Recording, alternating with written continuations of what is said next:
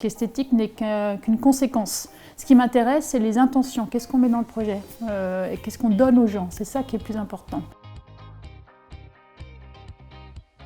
Chaque designer a pour but de créer sa propre approche et d'élargir du coup la pratique du design. Et en ce qui me concerne, j'aime bien trouver des nouvelles logiques. Oui, alors j'ai jamais le même processus créatif. Je suis d'ailleurs pas intéressée par l'esthétique. C'est pour ça qu'en fait l'objet et l'espace, c'est pas un but en soi. Ce sont que des vecteurs pour arriver à redonner du partage, de l'hospitalité, de la convivialité, toutes ces notions-là qu'on peut mettre dans un objet, dans un espace.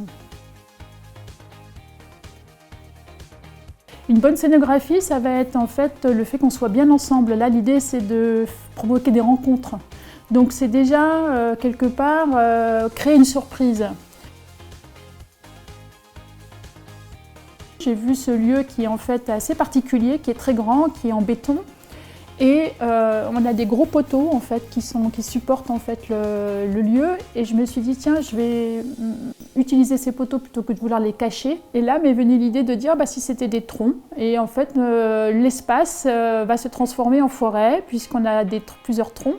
Et je propose en fait de faire comme des bandes qui vont créer symboliquement comme un sol pleureur pour pouvoir créer des petites zones.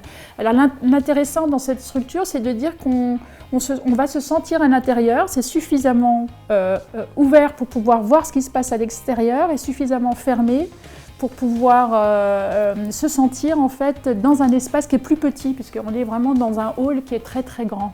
Et puis c'est surtout redonner de l'imaginaire et l'envie de se rencontrer, de discuter, de se poser pour parler de projet. Peut-être prenez des risques.